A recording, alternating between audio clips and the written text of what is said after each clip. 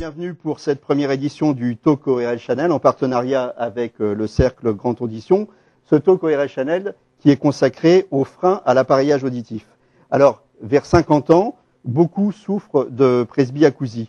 Alors, pourquoi on accepte facilement la presbytie et qu'on porte des lunettes? Pourquoi refuse-t-on la perte d'audition? C'est très progressif, c'est très variable, donc il y a une espèce de déni de surdité d'abord qui va durer un certain temps. On voit tout de suite que l'on ne voit plus, mais malheureusement, on n'entend pas tout de suite que l'on n'entend plus. Pour moi, la surdité, c'est l'isolement. Il est essentiel de se faire appareiller précocement et non pas tardivement. On a mis au point avec un projet européen un test qui consiste à entendre au téléphone des suites de 3 chiffres. Il y a eu 50 000 appels, c'est complètement anonyme, le résultat est donné aussitôt par l'automate. On ne peut pas contraindre un patient à se faire appareiller, mais on peut lui faire comprendre qu'il a tout intérêt à le faire. Le problème, c'est pas tant d'être vu comme ne pas entendre, c'est de faire répéter. Pour moi, le problème d'un DRH, c'est quelqu'un qui entend pas. C'est pas quelqu'un qui a un appareil. Il y aura ceux qui auront besoin d'une miniaturisation, et puis il y a tous ceux qui vont se dire c'est un élément de confort. Finalement, c'est quand même mieux quand je porte une prothèse. J'ai pas envie de la cacher. On se dit que avoir un appareil, c'est être vieux. Eh ben, je pense que la solution, c'est d'équiper les jeunes. Nous, à France Acouphènes, quand on a cherché un porte-parole, on a trouvé des tas de gens chez les stars françaises qui avaient des acouphènes. Il n'y en a pas un seul qui veut communiquer là-dessus. Johnny Hallyday, il dit, moi j'ai des problèmes de vision. Moi j'aurais du mal à croire qu'il n'ait pas de problème d'audition. Il y a 5 millions de malentendants qui nécessiteraient, là je me tourne vers le professeur Frachet, d'être équipés, c'est à peu près les chiffres officiels, et simplement 600 000 à 1 million selon les chiffres donnés d'utilisateurs d'aide auditive. La perte de la fonction auditive n'atteint pas que le corps dans sa dimension fonctionnelle, mais aussi dans sa dimension érogène, c'est-à-dire quelle image j'ai de moi et de mon corps comme outil de séduction. Je prends le pari que les personnes que j'accompagne, ça peut être un exemple pour leur montrer que si elles passent déjà une partie de leur temps à s'accepter, ensuite elles vont être beaucoup plus performantes dans tout.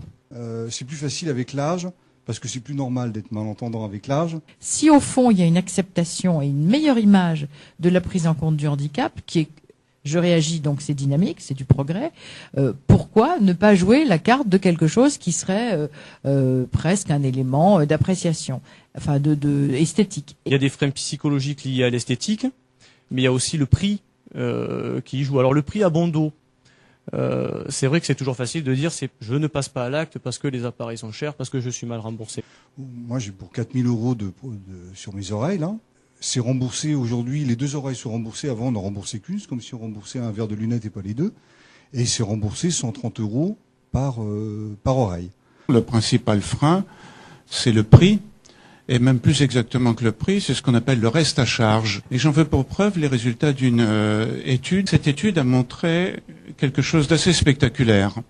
Si on fait l'hypothèse qu'il y a à peu près 6% de la population des pays européens qui pourraient être appareillés, et si on regarde le nombre de personnes effectivement appareillées, on s'aperçoit que 80% des personnes qui bénéficieraient d'un appareil sont appareillés en Angleterre, 65% en Suède, 50% en Allemagne et 27% en Italie et probablement moins de 15% en Espagne.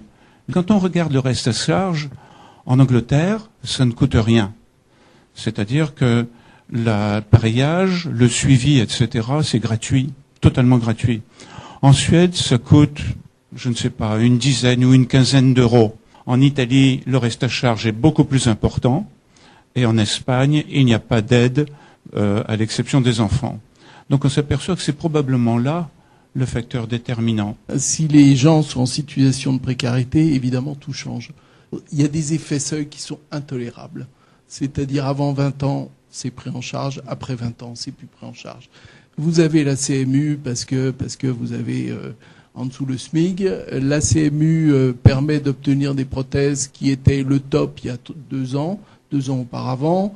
Ben, vous avez le SMIC, vous n'avez plus le droit à la CMU. Vous avez une surdité de plus de 70 décibels, c'est pris en charge. Si c'est 65 décibels, c'est plus pris en charge. Il faut obtenir une progressivité de toutes ces prises en charge. Aussi, au fur et à mesure que la technologie va évoluer, je pense que par définition, il y aura un glissement de gamme qui va faire que les appareils seront de moins en moins chers. Quand on dit qu'on voit pas bien, on dit je suis myope, je suis presbyte, on dit pas je suis handicapé. Pourtant, c'est un handicap de pas bien voir. Oui. Alors que je vous ai tous entendu, c'est un mot qui ressort tout le temps. Évidemment, ça choque de parler de handicap, mais je crois qu'il faut peut-être revenir à ce fondamental.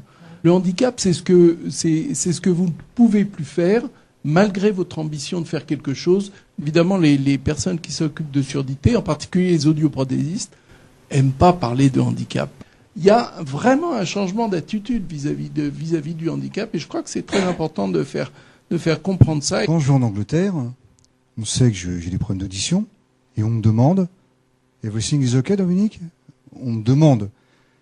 On me l'a jamais demandé en France. Jamais. Cette loi de 2005 répare d'abord, si possible, la défaillance, mais aussi prépare la société pour accueillir le handicap. En début 2010, on va avoir des boucles en France. On a souvent des remarques très positives des clients qui viennent nous voir et qui nous disent « ça me renvoie pas une image d'handicap ». On a développé aussi un concept de lunettes auditives. Ça devient un acte où il y a du désir. Ça permet d'avoir à un moment donné de pouvoir exprimer sa personnalité. La prothèse, en tout cas, mérite d'être essayée. Parce qu'on connaît tous les inconvénients de la prothèse, tout le monde les connaît, ça coûte cher, c'est pas beau, ça fait vieux, etc., etc. Le seul bénéfice, c'est le bénéfice qu'il faut tester. Si aujourd'hui on a l'impression qu'on a besoin d'entendre à 45, et à mon avis tous les jeunes qui ont des appareils musicaux dans les oreilles, ils vont trinquer très très tôt. Petit à petit, on va s'y faire. On s'habituera comme les lunettes, quoi. À nous de sortir d'un langage de médecin malade. Peut-être que les opticiens, les ophtalmos plutôt, ont trouvé ce langage. On utilise des lunettes parce qu'on en a besoin. On prend une prothèse parce qu'on en a besoin. Eh ben, moi, je trouve que c'est plus facile de se vanter de mettre un appareil pour écouter que d'avoir besoin de Viagra pour le reste. Le handicap, il faut expliquer qu'il ne se remarque que s'il n'est pas corrigé. Depuis que j'ai franchi ce pas, ma vie a complètement changé.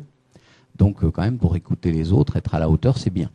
Et ensuite, je pense que je sais effectivement maintenant expliquer aux personnes qui ont ce genre de problématique ce qu'elles vont gagner par rapport à ce qu'elles croient qu'elles vont perdre. J'aurais pas de prothèse aujourd'hui, je pourrais pas mener la vie que je mène. Moi, vraiment, ça m'a sauvé la vie.